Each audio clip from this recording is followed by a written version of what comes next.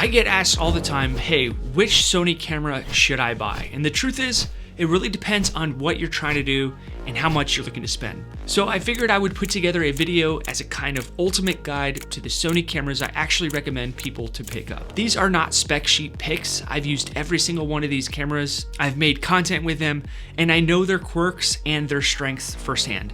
Whether you're just getting started or you want to level up your gear, or you're looking for a reliable second body, this guide should help you figure out which Sony camera makes the most sense for you. I've included a link in the description to some of the free footage and photos that I shot with these cameras, in case one of them catches your eye and you want to try editing some of those clips yourself. I just ask that you subscribe in return.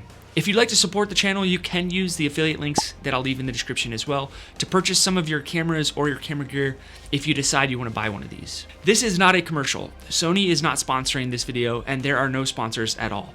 These are just my honest opinions from years of actually using these cameras out in the real world. If you'd like to take a deeper dive on which camera is best for you, I made a camera matchmaker course, and it's designed to help you make that decision so you don't have to guess. I'll leave a link to that course in the description. And with that, let's get started. The Sony ZV-1F is one of those cameras that kind of flew under the radar when it first came out, but it actually makes a lot of sense if you're a vlogger or you're a beginner, or you want something that's just super simple that still gives you a very good looking image quality. It's got a fixed 20mm full frame equivalent lens, so you're not zooming in or swapping lenses, but you have a wide angle, which is actually perfect for arm's length shots like vlogging.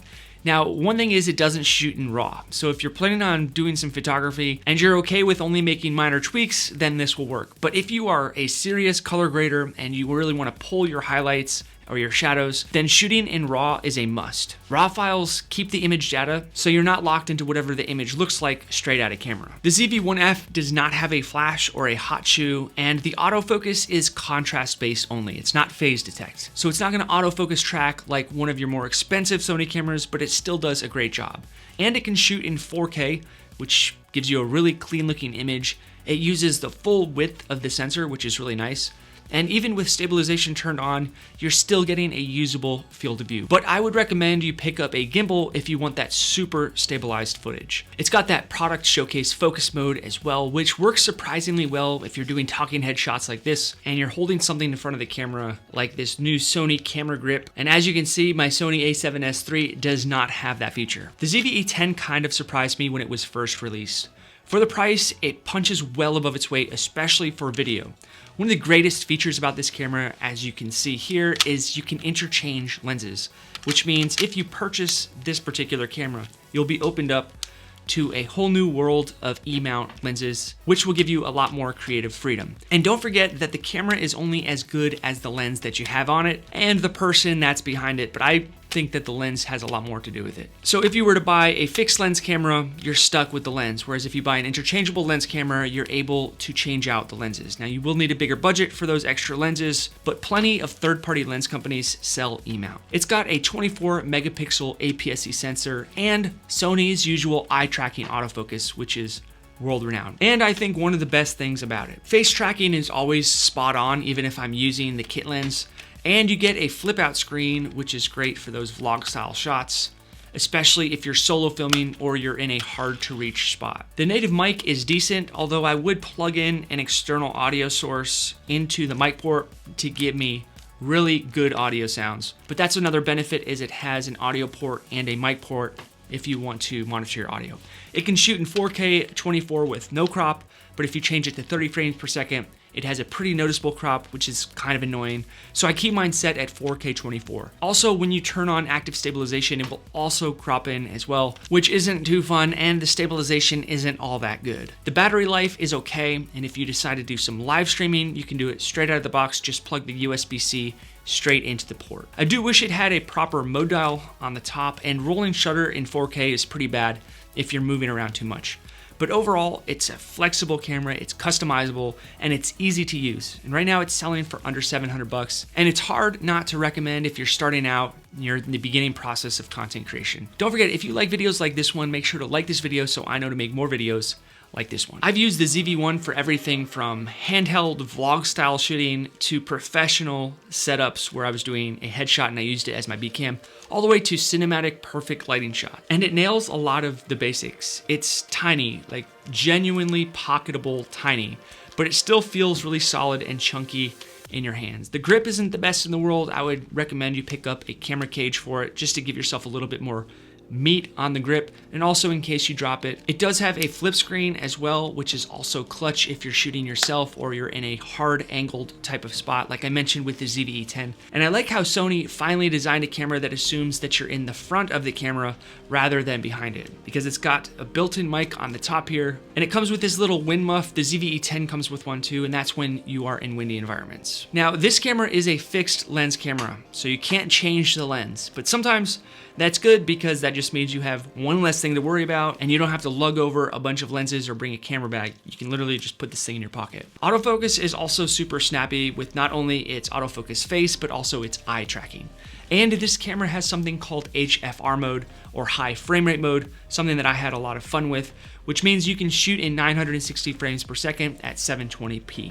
In other words, that means you can get super slow motion shots, but if you plan on using this camera for those slow motion shots, then I would just recommend that you make sure your subject is lit properly. Another negative to the ZV-1 is its battery. It takes these little small batteries, I can't remember what the name of them are, but I'll throw it up on the screen, and these do not last very long. I may be able to get an hour out of it, but more likely than not, I'll probably get 45 minutes if I'm shooting in 4K 24. It has a 24 to 70 millimeter f1.8 to 2.8 lens, and it's sharp. You're not gonna get crazy depth unless you're zoomed in or close up to your subject. And it also has active steady shot, which does a decent job smoothing out your walk and talks if you were doing a vlog. But if you're looking for super smooth footage, then I would recommend picking up a smaller gimbal. If you are looking for a grab and go content creator camera that's not your phone, it kind of takes you from phone to camera, the ZV-1 will check all of the boxes. This camera is more of a video first type of camera.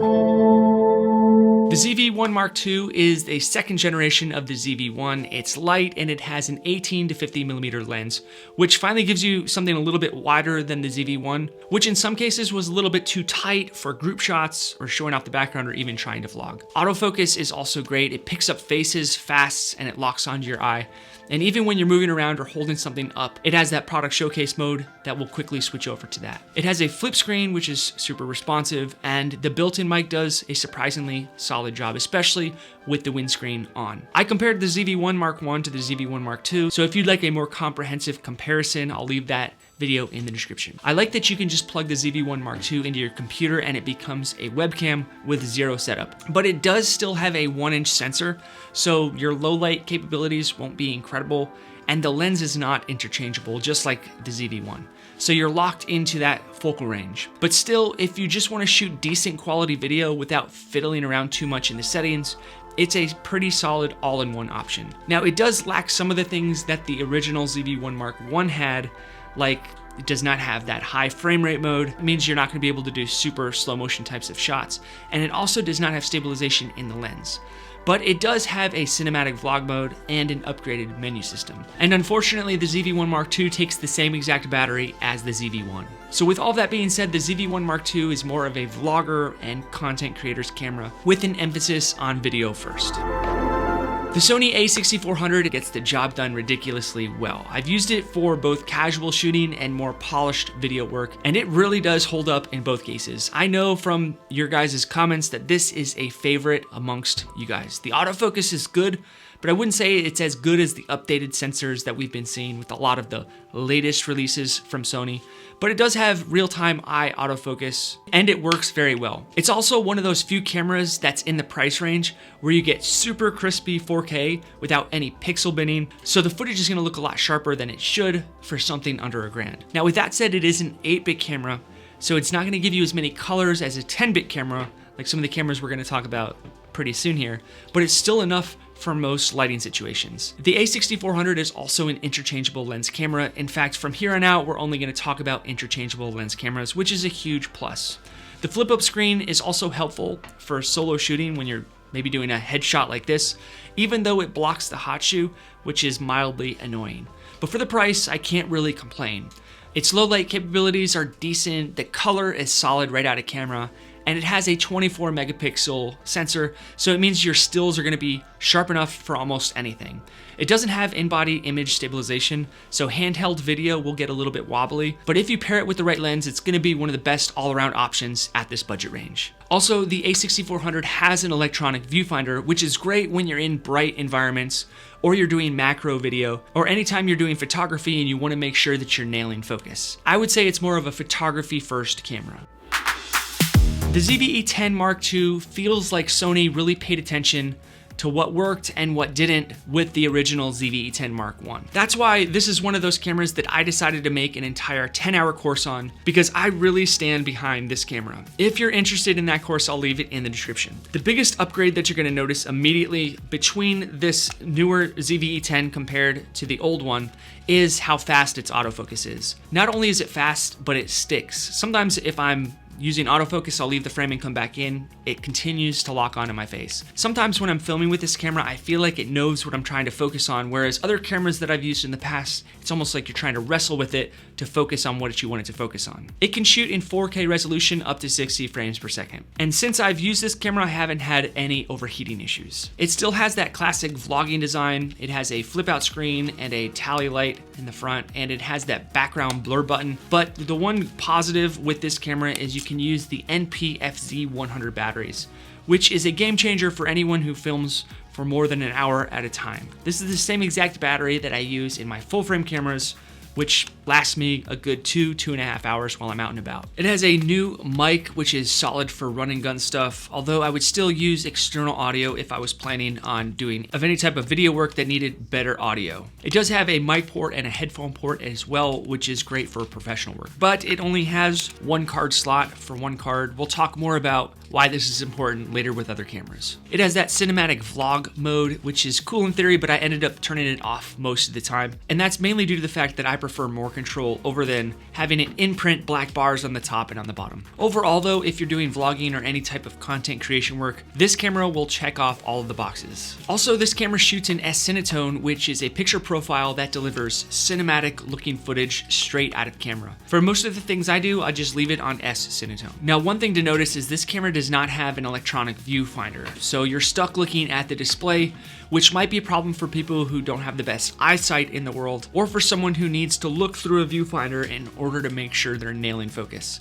I would say that this camera is more of a video first camera. Now, the a6600 is an APS-C camera that does have an electronic viewfinder, unlike the last camera. The first thing that stood out to me on the a6600 was the same thing that stood out to me with the ZV-E10 Mark II. It takes the same exact Z batteries as some of those bigger Sony cameras, so you could shoot most of the day with it without having to continuously swap out your batteries. The image quality is sharp, colors are neutral, and the autofocus is excellent. It tracks your eye in video, and it works well for moving subjects and even pets. I've used it for both sit-down videos and handheld stuff with no gimbal, and the in-body stabilization does make a difference, but it's not enough for me to tell you to go out and shoot moving video shots without picking up a gimbal if you want super smooth footage. For video, it does shoot in 4K resolution up to 30 frames per second with no crop and no recording limit, which used to be rare at this particular price point. It does not shoot in 10-bit 4K 60 frames per second. It only shoots in 8-bit in 4K up to 30. But it can also shoot in 1080 up to 120 if you want to get some slow motion shots. It can shoot in S-Log3, but if you're not into super stylized color grading, S-Log3 may be overkill. But it's there if you need it. Overall, the a6600 feels like a dependable, no-fuss workhorse that just quietly gets the job done. And I would say it leans more towards photography, but you could use it for video as well. The Sony a6700 is a beast and one of my favorite cameras right now. If you're looking for a hybrid shooter that can handle both photo and video without skipping a beat, then this is your camera. It's packed with a 26 megapixel sensor, and it has an electronic viewfinder. The detail that you get in both stills and 4K video is very impressive, especially when you're shooting in low light. It has 6K oversampling for 4K footage, and you can also use the S-Cinetone picture profile. It's got a very fast autofocus with 759 points for stills and 495 points for video. Plus, it does have that AI tracking chip, which does wonders by keeping the subjects looks nice and sharp. I love how it handles 4K shooting up to 120 frames per second, and it also has the ability to shoot in S&Q mode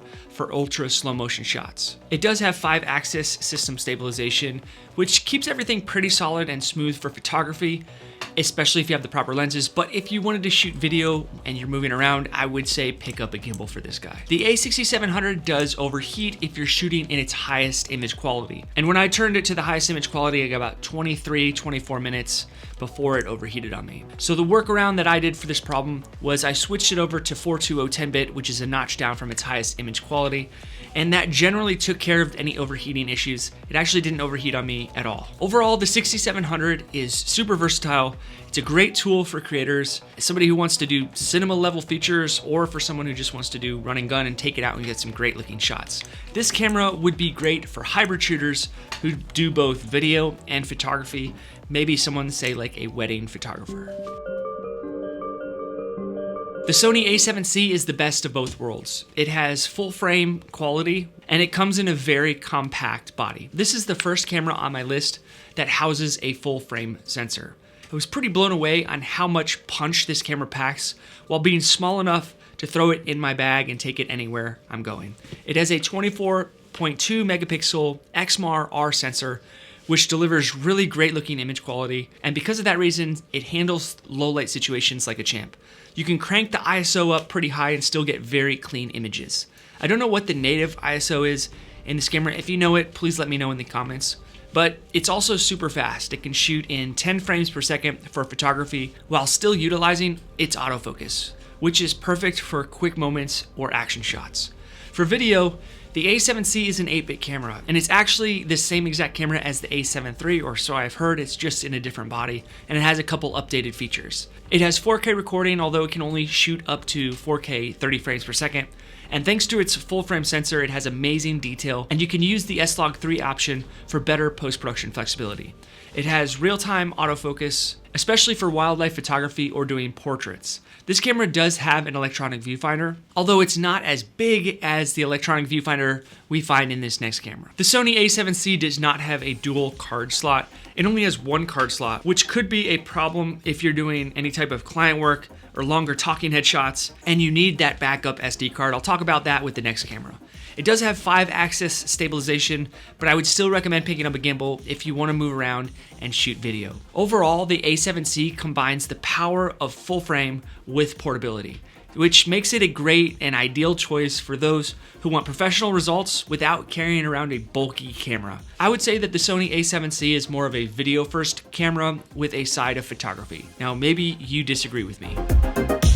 Now, the Sony a7 III used to be my A-cam. It was my favorite full frame camera and what I did most of my client work with for several years. Just like the Sony a7C, the one we talked about right before this one, it can handle low light like a pro. And the dynamic range it has is just amazing. It gives you so much flexibility in post-production.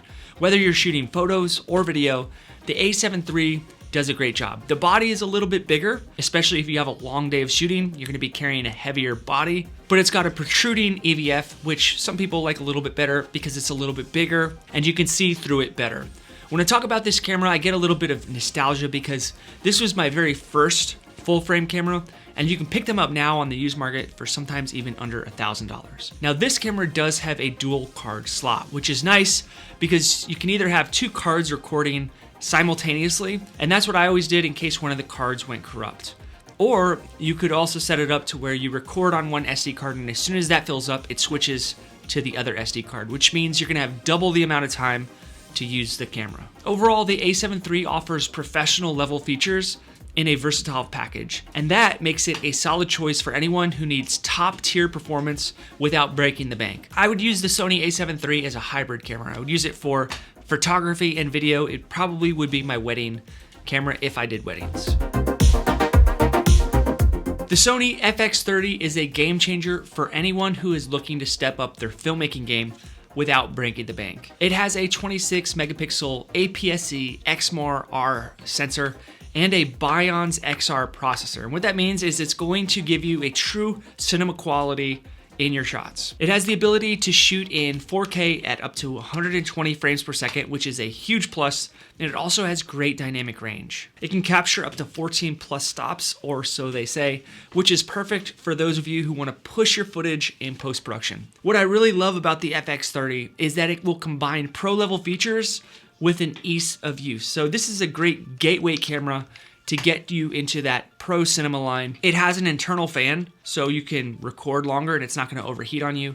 It has a dual card slot, just like the Sony a7 III, which means you're gonna have a backup recording. And it also has a very fast hybrid autofocus system, which is great for photography and also real-time autofocus when you're shooting video. It does have 5-axis in-body image stabilization, but if you wanted to have a more smooth shot, then I would recommend picking up a gimbal, even though it does have active mode, which is an electronic stabilization. If you're serious about getting cinematic types of shots, it does have S-Cinetone as well, but I would shoot in S-Log3. It's gonna get your foot in the door of shooting more pro work. Whether you're a pro or you're just starting out, the FX30 will give you everything you need to create great looking content. This is definitely a video first camera. It has 5 mounting points on the body, so you can add additional accessories. But as you can see, I picked up a cage for it just to give me a couple extra mounting points and also to protect it in case I dropped it. Also to build it out into a rig if I wanted to do so. The Sony a7C II is a major upgrade over the original a7C, and it really shows in how it can handle both video and stills. It has a 33 megapixel full frame sensor, which is going to give you top tier image quality and does fantastic in low light performance. Its ISO even goes up to 204,800, I believe. I was really impressed by how sharp and detailed its 10-bit 4K video looks, especially with frame rates up to 60 frames per second. And it can also shoot in 1080 up to 120. Autofocus is another standout feature thanks to its AI processing chip. It's faster, it's more accurate, and it can handle tracking with ease, even on moving subjects. Plus, it has 7 stops of in-body image stabilization, meaning handheld shots are going to be incredibly smooth, whether you're shooting video or stills.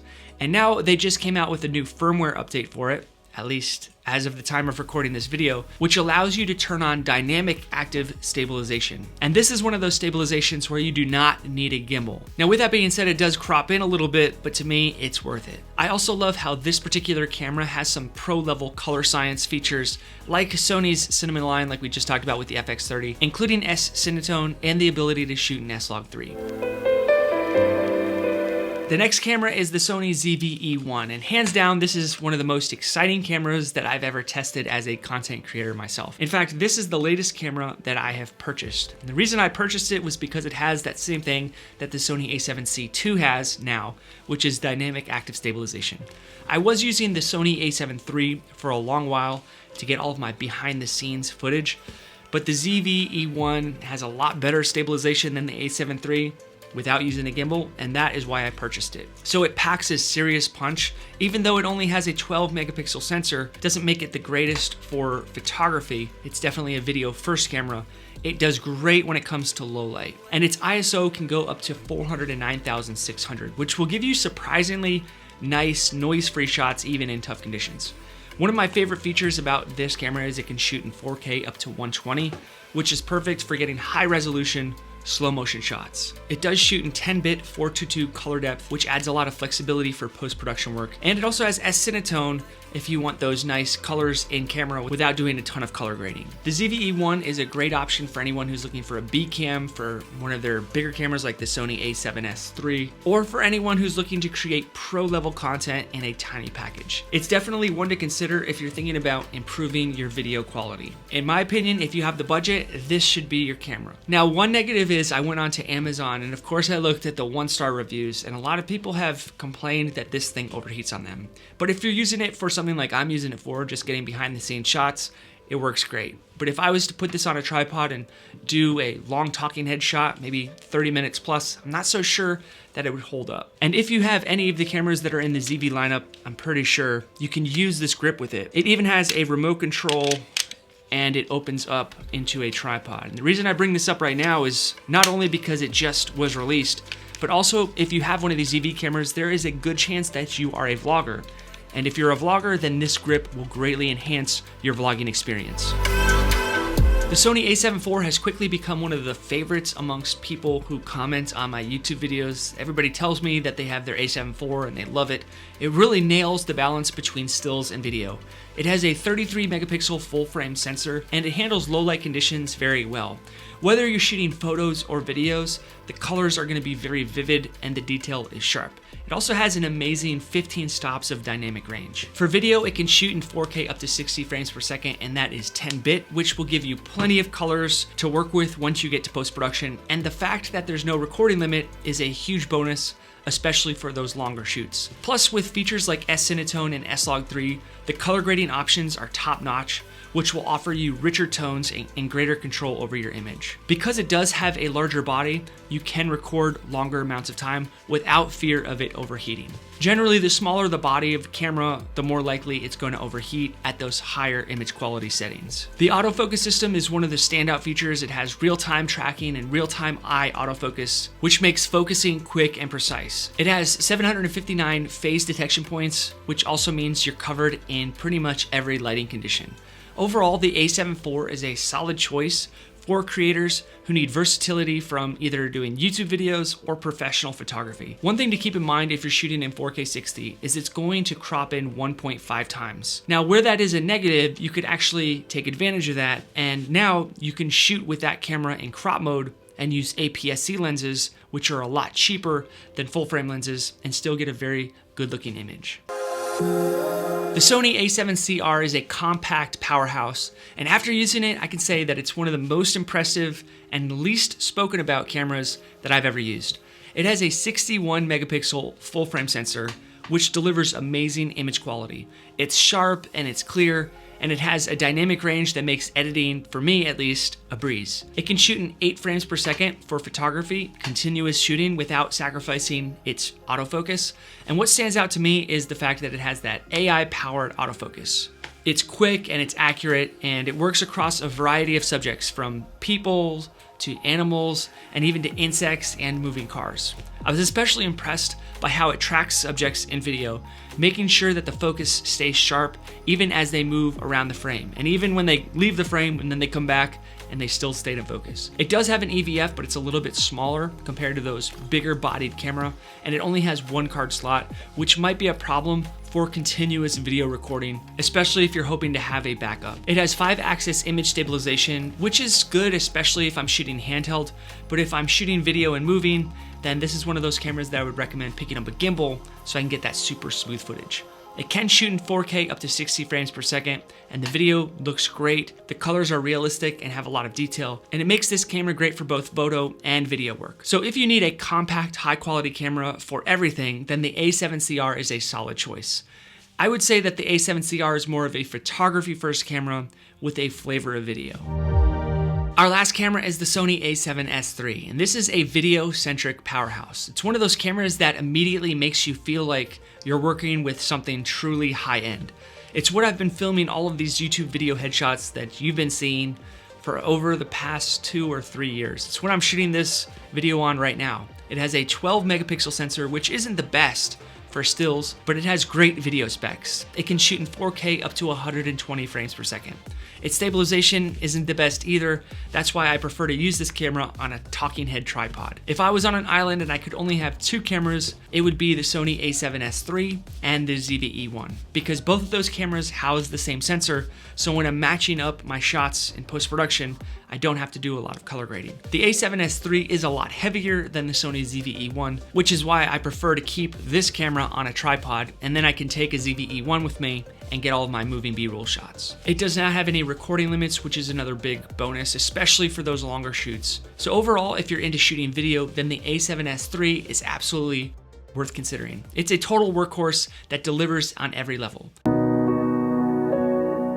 So that's the lineup of my own personal recommendations based on real world experience and using these cameras for years in all different types of shooting conditions. Whether you're just starting out and want something compact and simple, or you're a hybrid shooter who's looking for full frame power and a lightweight body, there's something here that fits your budget and your needs. I did not include every single Sony camera out there ever made, only the ones that I've actually used and feel confident recommending to you.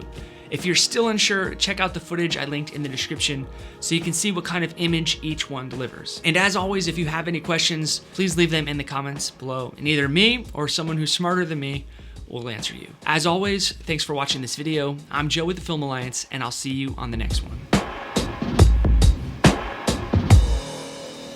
One of the most asked questions I receive is, which camera should I buy? I know that you want to make the right decision, and it is a big decision. You want to find the camera that best suits your needs and stays within your budget. Many of you know which camera might be good for you, but you need some guidance pinpointing it and feeling confident in your decision. That's why I made this course. I want to put my camera experience and knowledge into a compact and easy to follow format. This course is jam-packed with camera buying fundamentals that I guarantee you will carry with you through the rest of your camera journey. I base this course on all the things that I wish I had known or someone had told me when I first started out. From understanding different camera types and their features to matching them with your specific needs, this course covers it all. After finishing, I'm confident that you're gonna have clarity over every angle and aspect that you must consider when you're shopping for a camera. I'll guide you through my entire process, taking you 90% of the way there.